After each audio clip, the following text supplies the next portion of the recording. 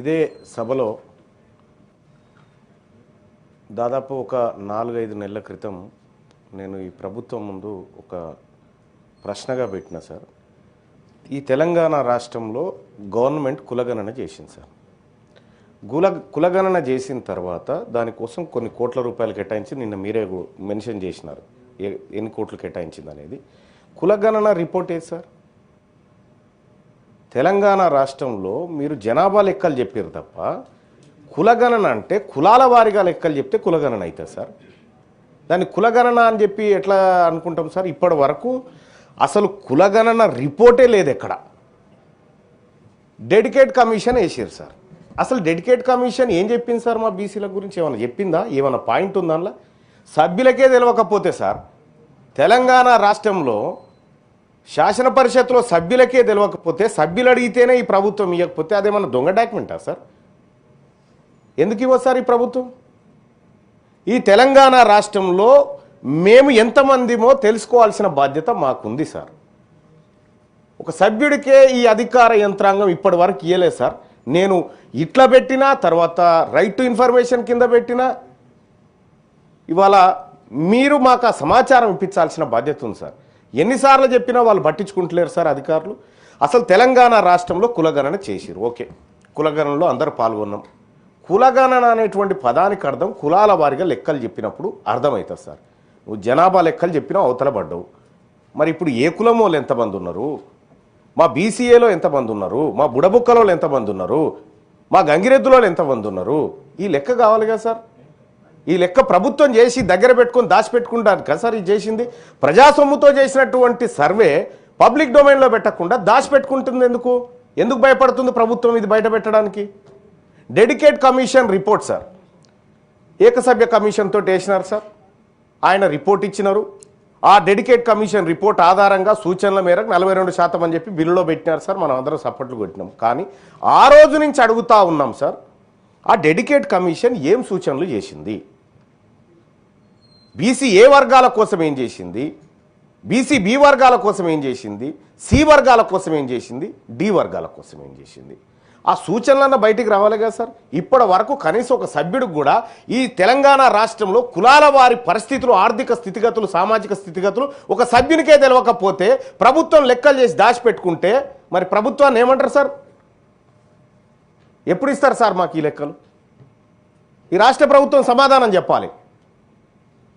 ఈ తెలంగాణ రాష్ట్రంలో సార్ గాడిదలు 2000 ఉన్నాయని లెక్క చెప్పింది సార్ ఈ ప్రభుత్వం. మేము ఎంతమంది ఉన్నామో చెప్తలేదు.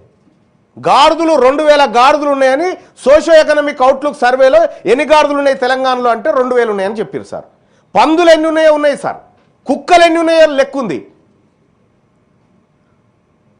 మరి మేము ఎంతమంది ఉన్నాం సార్? తెలంగాణ రాష్ట్రంలో ముదిరాజులు ఎంతమంది ఉన్నారో లెక్క తెలవాలా వద్దా సార్? తెలంగాణ రాష్ట్రంలో యాదవులు ఎంతమంది ఉన్నారో లెక్క తెలవాలా వద్దా సార్?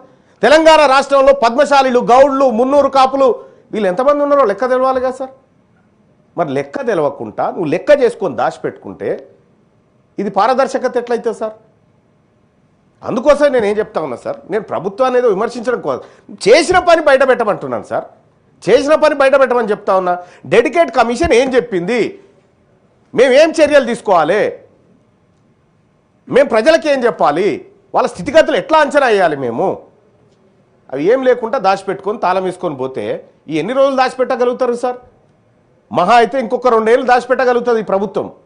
ఆ తర్వాత ఆ బీరువా తాళం ఎట్లా తీయానో తెలుసు, అందులో ఉన్న డాక్యుమెంట్లు ఎట్లా తీయానో మాకు తెలుసు.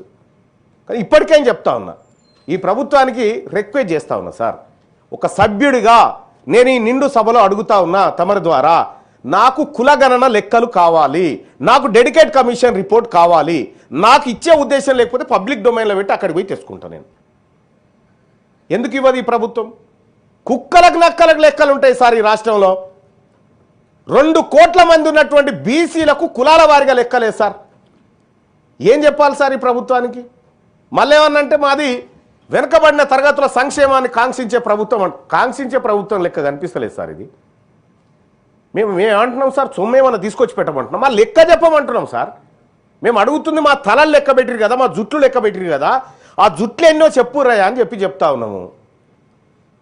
ఊర్లలో కూడా సార్ అది గొల్లోల చింత చెట్టు, ఇదేమో కుర్మోల బోరింగు అక్కడ కుక్క వస్తే కూడా సార్ ఇది కుర్మోల కుక్క అంటారు సార్. ఈ కుక్కలకు కూడా కులాలను పెట్టిరు సార్, పెడితే పెట్టిరు తలగబడ్డాం. కానీ ఇప్పుడు ఏవి సార్ లెక్కలేవి? కావాలి కదా మాకు లెక్కలు. ఈ లెక్కలు ఈ సభ మాకు ఇస్తుందా ఇవ్వదా, ఈ ప్రభుత్వం మాకు లెక్కలు ఇస్తుందా ఇవ్వదా అనేది సూటిగా ప్రశ్న సార్. సూటి ప్రశ్న.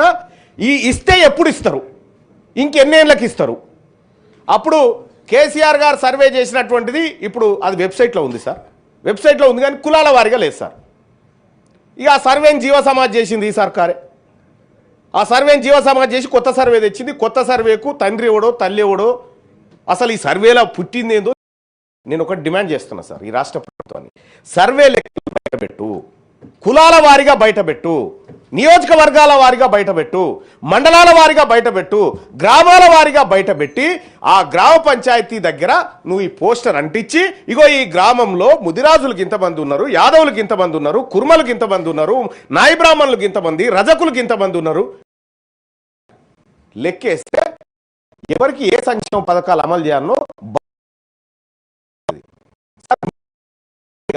కొన్ని ఊర్లలో మేమే తెలంగాణ రాజ్యాధికార పార్టీ మా నాయకత్వంతో మేము చేయించినాం సార్. చేయిస్తే చాలా షాకింగ్ లెక్కలు ఉన్నాయి సార్, చాలా షాకింగ్ లెక్కలు. ఇవాళంటే బీసీలంతా అవేర్నెస్కి వచ్చి ఇవాళ లోకల్ బాడీ ఎలక్షన్లో కానీ అక్కడ ఇక్కడ ఓపెన్ స్థానాల్లో గట్టిగా పోటీ చేసి మెజార్టీ స్థానాలు కొట్టుకో ఇవాళ చైతన్యం వచ్చింది కాబట్టి సార్. ఈ చైతన్యం వచ్చిన సమాజం అడుగుతుంటేనే నువ్వు లెక్కలు ఇవ్వకపోతే నేనేం చేయాలి?